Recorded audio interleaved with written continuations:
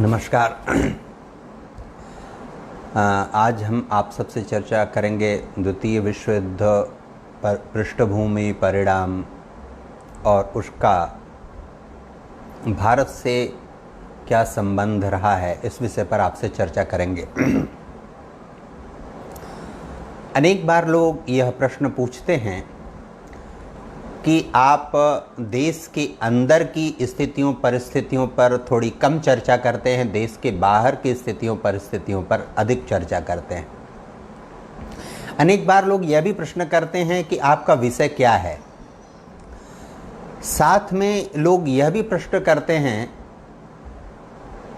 कि पुरानी बातों की चर्चा वर्तमान परिप्रेक्ष्य में करना कितना उचित है और कितना अनुचित।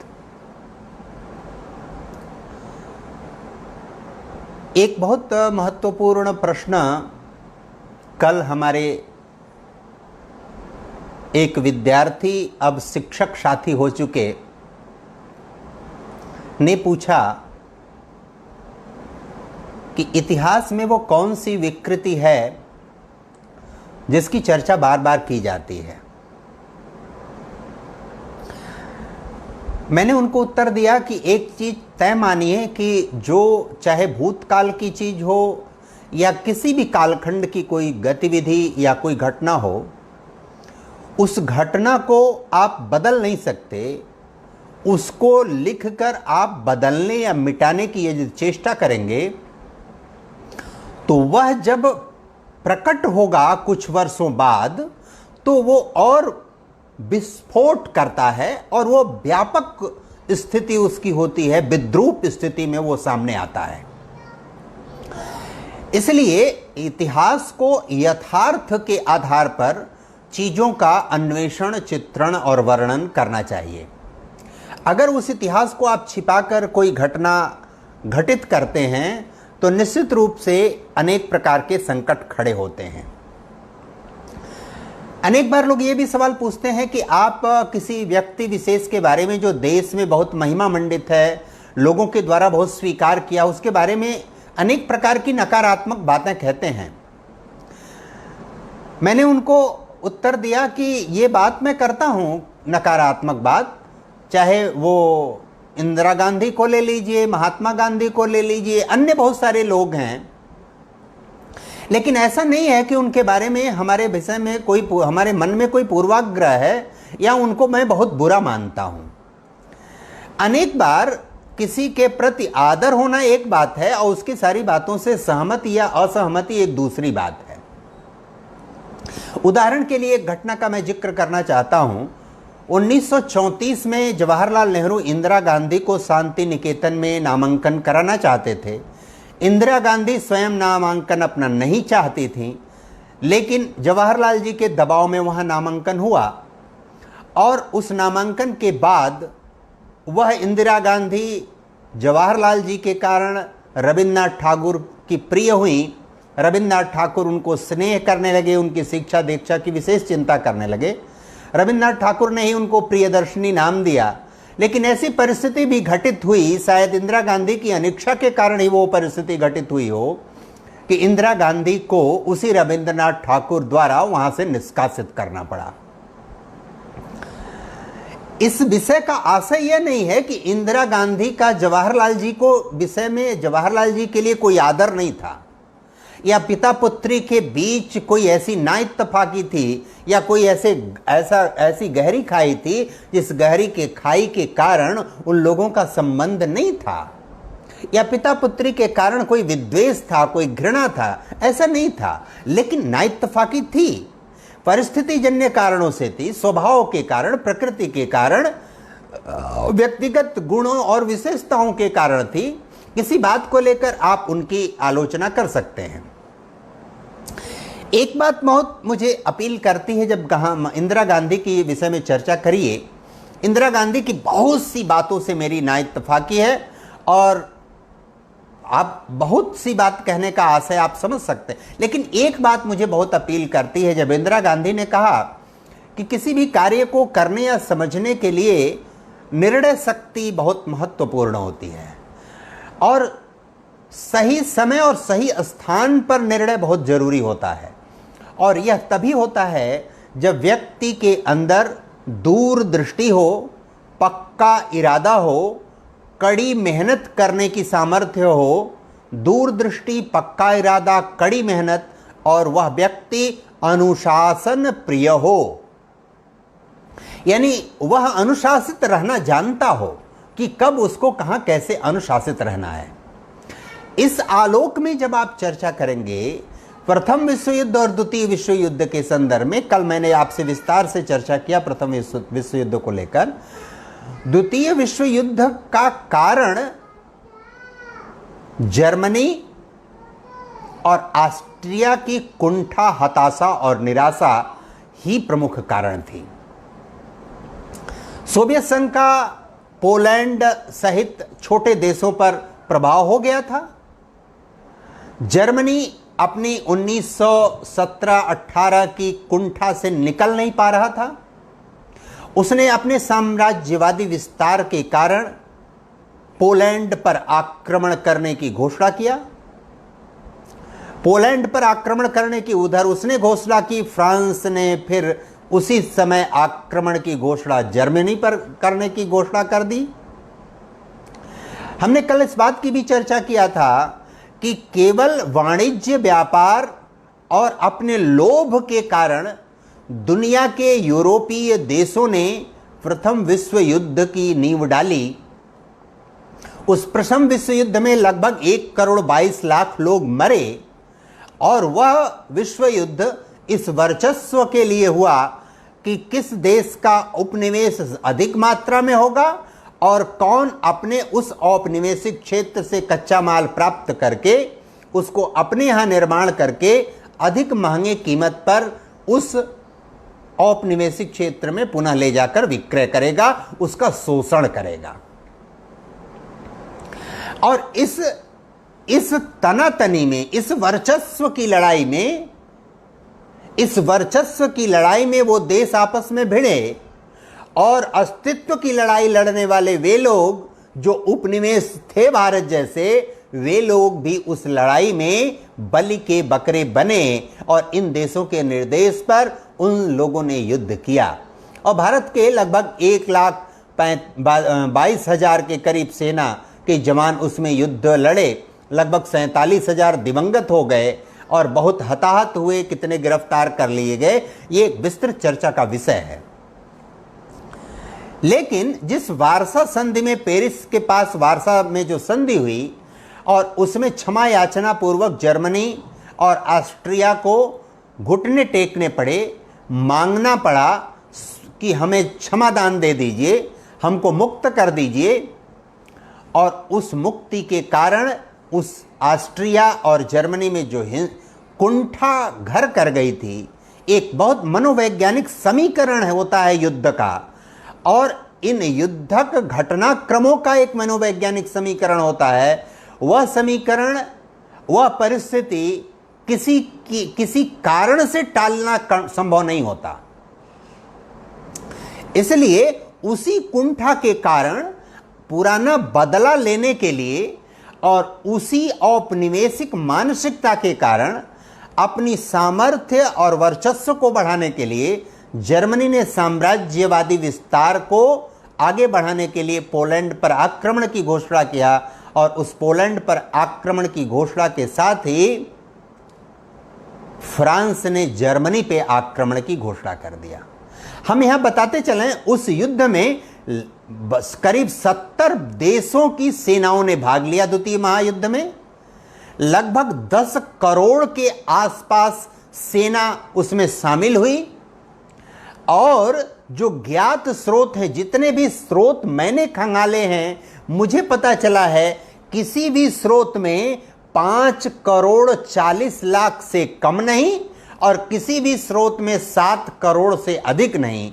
अर्थात जो मृत्यु हुई द्वितीय महायुद्ध में वो 5,40,00,000 से 7 करोड़ के बीच हुई, और उसमें न केवल सेना के लोग मरे बल्कि सिविलियन यानी नागरिक जीवन के बहुत सारे लोग भी हताहत हुए। और इस हताहत होने के पीछे भारत ने एक पुनः गलती किया। भारत के उस समय के नेतृत्व ने एक और बड़ी गलती कर दिया, और वह गलती जो अग्रणी भूमिका निभा रहे थे भारत में उस समय, यद्यप सुभाष चंद्र बोस, सुभाष बाबू ने इस बात के लिए मना किया, लेकिन जो प्रथम महायुद्ध में महात्मा गांधी और मोतीलाल नेहरू ने गलती की, वही हूबहू गलती पुनः महात्मा गांधी और जवाहरलाल नेहरू ने किया। और उस समय भारत के पास लगभग 2 लाख के आसपास सैन्य बल था। भारत को अचानक ब्रिटिश हुकूमत से आदेश मिला कि भारत को भी युद्ध में शामिल होना है, और शामिल ही नहीं होना है बल्कि भारतीय सेना 17 मोर्चों पर युद्ध के लिए भेजी जाएगी। अलग अलग भारत में सैन्य बल की युद्ध स्तर पर भर्ती की जाए, चाहे वो कैलवरी भर्ती की जाए, घुड़सवार सेना भर्ती की जाए, पैदल सेना भर्ती की जाए, जिस भी प्रकार की, चाहे बख्तरबंद गाड़ियों की, टैंक की सेना भर्ती की जाए, 4 प्रकार के सैनिकों की भर्ती युद्ध स्तर पर करने की घोषणा की गई। और जून 1939 से लेकर अप्रैल 1942 के बीच भारतीय सेना 2 लाख से बढ़कर 25 लाख भर्ती की गई, और ऐसे लोगों को जबरदस्ती सेना में भर्ती किया गया जो लोग सैनिक अभ्यास के बहुत उसकी जानकार लोग नहीं थे, तकनीकी पक्ष उनका कमजोर था, वो युद्ध लड़ना नहीं जानते थे, तकनीकी ज्ञान नहीं था उनको। ऐसे लोगों को जबरदस्ती सेना में भर्ती किया गया। और आप समझिए कि जो सेना में भर्ती किया गया, वो भर्ती किए हुए सेना में भारतीय लोग व्यापक पैमाने पर या तो मार दिए गए, लगभग 67,000 लोग भारतीय सैन्य बल और नागरिक बल मारे गए। बर्मा का जो फ्रंट था जहां जापान युद्ध कर रहा था, 2 केंद्र थे युद्ध के, द्वितीय महायुद्ध में। एक मित्र राष्ट्रों का समूह था और दूसरा धुरी राष्ट्रों का समूह था। मित्र राष्ट्रों के समूह का नेतृत्व इंग्लैंड और फ्रांस कर रहे थे, धुरी राष्ट्रों के युद्ध का नेतृत्व जर्मनी और उसके बाद जापान कर रहा था। यह जो स्थिति भारत के सामने खड़ी हुई, उसी वर्चस्व का परिणाम था। और इस वर्चस्व के परिणाम स्वरूप आप तकनीकी रूप से देखिए तो भारत का नुकसान लगभग 1 लाख के आसपास होता है प्रथम महायुद्ध में। भारत का नुकसान लाइफ का यानी जीवन का द्वितीय महायुद्ध में भारत के लगभग 3.5 लाख लाइफ का नुकसान होता है, जीवन का नुकसान होता है। प्रथम महायुद्ध में पूरी दुनिया में 1,22,00,000 के आसपास जीवन का नुकसान होता है, और दूसरे महायुद्ध में 540 अर्थात 5,40,00,000 और 7 करोड़ के बीच में, यानी लगभग 6.25 करोड़ लोगों का नुकसान होता है पूरी दुनिया में। लेकिन वह अस्तित्व और वर्चस्व का संघर्ष जस का तस अभी भी कायम है। एक बहुत महत्वपूर्ण बात है प्रथम विश्व युद्ध और द्वितीय विश्व युद्ध में, कि प्रथम विश्व युद्ध में भी जापान दुविधा में था, लेकिन उस दुविधा से उबरने की कोशिश में जर्मनी के साथ हो गया। बाद में उसका पलड़ा यद्यपि इंग्लैंड की तरफ थोड़ा झुका, लेकिन वह जर्मनी के साथ था। चीन भी उसी के इर्द गिर्द उसकी मानसिकता थी, और द्वितीय विश्व युद्ध में भी यही हुआ। डायलेमा में जापान और चीन थे, लेकिन पुनः उसी जर्मनी यानी धुरी राष्ट्रों के साथ इन दोनों का अस्तित्व, युद्ध और कार्य था। लेकिन ये दोनों राष्ट्र मानसिक रूप से दुविधा की स्थिति में प्रथम विश्व युद्ध में भी थे और द्वितीय विश्व युद्ध में भी थे। एक बहुत महत्वपूर्ण बात इसमें मनोवैज्ञानिक दृष्टि से, युद्ध के मनोविज्ञान की दृष्टि से समझने की है, वह यह है कि प्रथम विश्व युद्ध में जो जर्मनी और ऑस्ट्रिया हताशा, कुंठा और निराशा के कारण अवसाद में गए, और उस हताशा और निराशा और कुंठा के कारण द्वितीय विश्व युद्ध का बीजारोपण किया। ये 2 बहुत महत्वपूर्ण बात है समझने के लिए कि आगे आने वाली परिस्थिति क्या होगी। जिस हताशा, कुंठा, निराशा से निकलने के लिए जर्मनी ने पोलैंड पर आक्रमण की घोषणा किया और द्वितीय विश्व युद्ध की नींव पड़ी, वही हताशा, निराशा और कुंठा अभी भी कायम है। और वह कायम जो हताशा, निराशा और कुंठा प्रथम महायुद्ध में थी, वह महायुद्ध की हताशा, निराशा, कुंठा जर्मनी और ऑस्ट्रिया की ही नहीं है। वह हताशा, निराशा और कुंठा चीन और जापान की भी है। और इसमें चीन और जापान को, इंडो चाइना क्षेत्र में जापान अपने वर्चस्व के लिए उस युद्ध में कूद पड़ा था। लेकिन उस वर्चस्व के लिए जो युद्ध में कूदा, उस कूदने में न चाहते हुए भी चीन का पक्ष उसका स्पष्ट हो गया कि अंततः ऑटोमेटिकली उसको चीन के पक्षकार होना है। चीन यद्यप फ्रंट लाइन का रनर नहीं था, पहले में भी और दूसरे में भी, लेकिन दोनों का पक्ष न चाहते हुए भी परिस्थिति जन्य कारणों से एक ही हो गया। और वर्तमान जो समय है, वर्तमान जो परिस्थिति है, इसको बहुत ध्यान देने की जरूरत है। दुनिया की शक्तियां, हम शीत युद्ध की बात करते हैं बार बार, दुनिया की शक्तियां हमेशा कहती हैं कि रूस और अमेरिका के बीच शीत युद्ध का कालखंड था। आप देखिए, इतिहास इस बात का साक्षी है कि चीन और रूस, अमेरिका और रूस दोनों प्रथम विश्व युद्ध में भी मित्र राष्ट्रों के साथ थे और द्वितीय विश्व युद्ध में भी मित्र राष्ट्रों के साथ। वो दोनों आपस में नहीं टकराए, तनाव था, शीत युद्ध का वातावरण था, लेकिन वो दोनों टकराए नहीं। वो दोनों अपनी राजनीति करते रहे, करते आ रहे हैं और आगे भी करते रहेंगे। हम जवाहरलाल नेहरू ने जो गुटनिरपेक्षता की नीति अपनाई, एक बड़ा अदूरदर्शी, अपरिपक्व, नासमझी का निर्णय था। क्या जवाहरलाल जी नेहरू को यह नहीं समझना चाहिए था? क्या इतिहास उनके सामने खड़ा नहीं था कि प्रथम विश्व युद्ध में भी रूस, फ्रांस, इंग्लैंड के साथ था और अमेरिका भी फ्रांस और इंग्लैंड के साथ था? हो सकता है कि वो मजबूरी में या परिस्थिति जन्य कारणों से अमेरिका और प्रथम विश्व युद्ध में कूदा हो, और मजबूरी में ही कूदा था, क्योंकि जर्मनी की पनडुब्बी ने एक ऐसी ग्रेट ब्रिटेन की जहाज को अटलांटिक महासागर में डुबो दिया जिसमें 100 के आसपास नागरिक अमेरिका के भी थे बैठे हुए उस जहाज पर। और उसकी प्रतिक्रिया स्वरूप पहले महायुद्ध में अमेरिका भी कूद पड़ा प्रथम विश्व युद्ध में। लेकिन कूदा तो पक्ष दोनों विश्व युद्ध में अमेरिका का और रूस का एक ही था। दोनों आपस में कभी भी प्रत्यक्ष रूप से टकराए नहीं हैं। जवाहरलाल जी या लोग इस मानसिकता में कैसे चले जाते हैं कि वो पूंजीवादी देश है, पूंजीवाद का नेतृत्व करता है, ये साम्यवादी देश है, साम्यवाद का नेतृत्व करता है।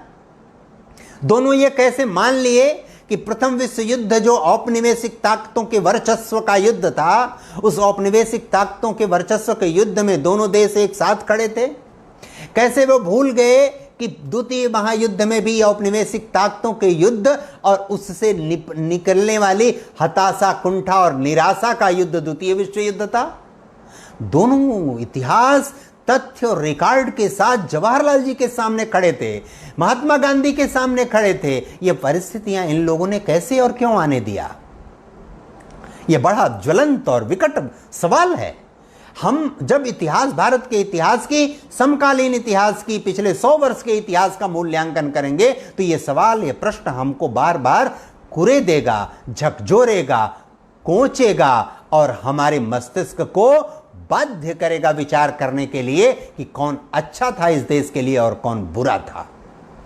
और जो बुरा था उसको बुरा कहना पड़ता है। उस परिस्थिति में गुटनिरपेक्षता का अर्थ, उपयोगिता और जरूरत क्या थी? आप निरपेक्ष क्यों होना चाह रहे थे? आपको पक्ष अपना स्पष्ट करना चाहिए था, क्योंकि वास्तव में रूस और अमेरिका लड़ने के लिए नहीं, अपने वर्चस्व के लिए दो ध्रुव बनाए रखना चाहते थे और चाह रहे हैं। और यह भी महत्वपूर्ण है, आप ध्यान रखिएगा, आने वाला मैं अपने 5 लेखों में विगत 2 महीने में 5 लेख मैंने लिखा है। 5 में इस बात का मैंने उल्लेख किया है कि चीन चाहे साम्यवादी देश हो, माओवादी देश हो, कोई भी देश हो, रूस कोई भी देश हो, साम्यवादी हो, कम्युनवादी हो, मार्क्सवादी देश हो, लेकिन वर्चस्व और अस्तित्व के इस संघर्ष में जहां अभी भी जर्मनी और ऑस्ट्रिया जैसे देशों की, इटली जैसे देशों की कुंठा अभी भी कायम है, वही कुंठा जापान और चीन की भी अभी तक कायम है। और इस कायम होने में जो भी घटनाक्रम इधर घटित हो रहा है चीन को लेकर, उस सारे घटनाक्रमों में 99% प्रत्यक्ष भूमिका चीन, अमेरिका के साथ रूस निर्वाह कर रहा है, उसके हां में हां मिला रहा है। भारत के नरेंद्र मोदी प्रधानमंत्री की यह सबसे बड़ी खास बात है कि गुटनिरपेक्षता के उस दूरदर्शी आधार को बहुत दिन बाद एक ऐसा प्रधानमंत्री देश में आया है कि उस बात को वो ठीक से समझ पाने में समर्थ हुए, और इसीलिए इसी सामर्थ्य के कारण आज भारत के साथ रूस और अमेरिका एक साथ खड़े दिखाई पड़ते हैं। भारत यह आश्वस्त कर पाने में समर्थ हुआ है कि हम आपके दोनों के हितों की रक्षा में हैं, लेकिन हमारे हितों की भी रक्षा आपको करनी पड़ेगी। हम टकराएंगे नहीं, हम समन्वय स्थापित करके चलेंगे।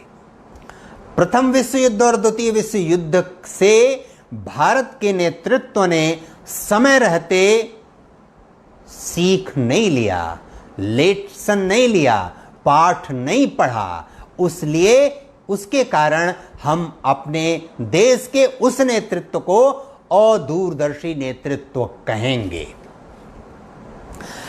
औपनिवेशिक वर्चस्व के कारण प्रथम विश्व युद्ध हुआ।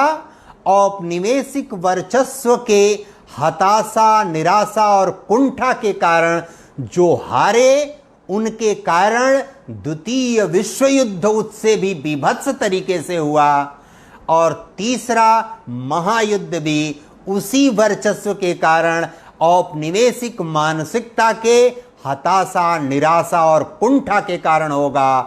पहले से दूसरे विश्व युद्ध में केवल जर्मनी, इटली और ऑस्ट्रिया की हताशा, निराशा और कुंठा थी। अब जो हताशा, निराशा और कुंठा है वो जर्मनी, ऑस्ट्रिया और इटली की एक तरफ, और जापान, चीन और उत्तरी कोरिया की एक तरफ, ये दोनों हताशा, निराशा और कुंठा एक साथ खड़ी हैं।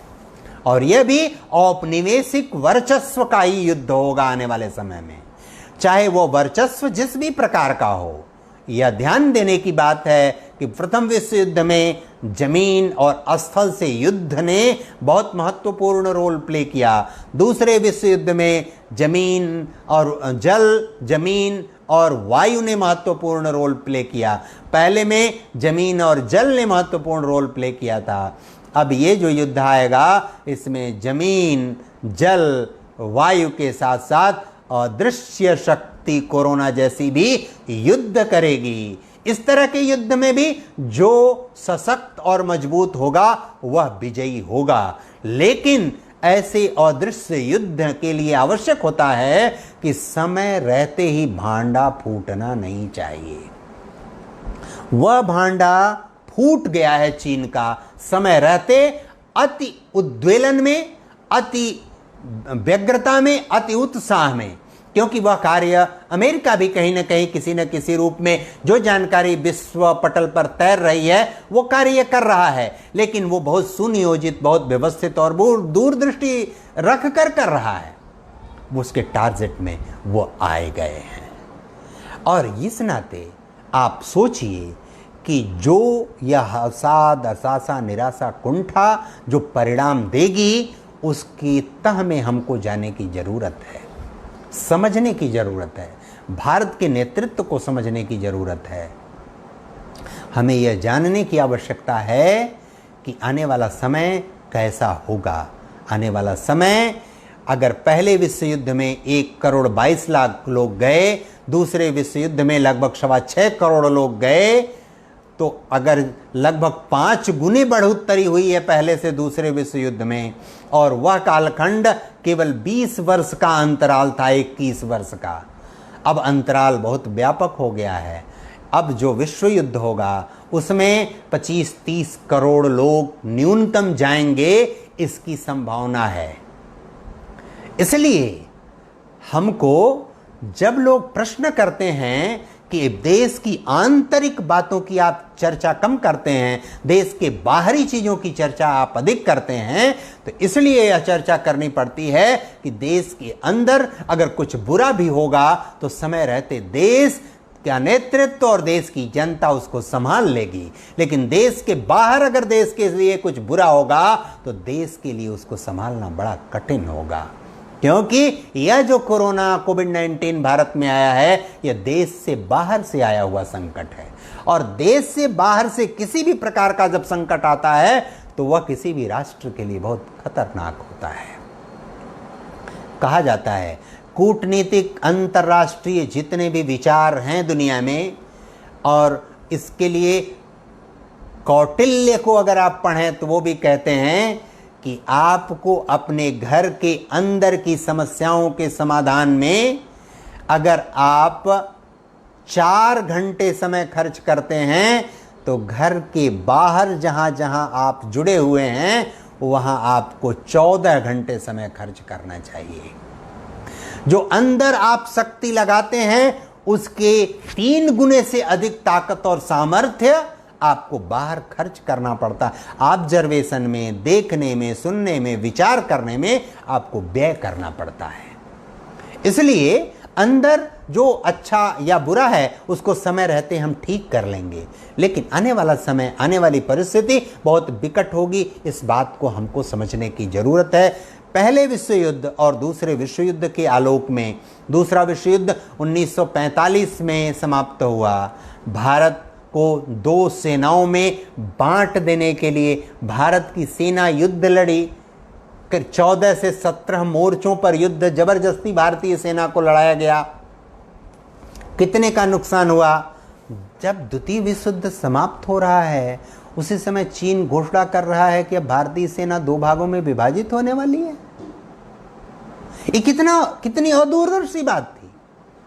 और भारत का नेतृत्व उस बात को सुन रहा था, सहन कर रहा था, उसकी हाँ में हाँ मिला रहा था, उसके साथ युद्ध लड़ रहा था। वो बहुत विकट, बहुत अनुकूल स्थिति थी कि भारत चाहता तो उस समय दबाव बनाकर अपना उल्लू अपनी शर्तों पर सीधा कर सकता था।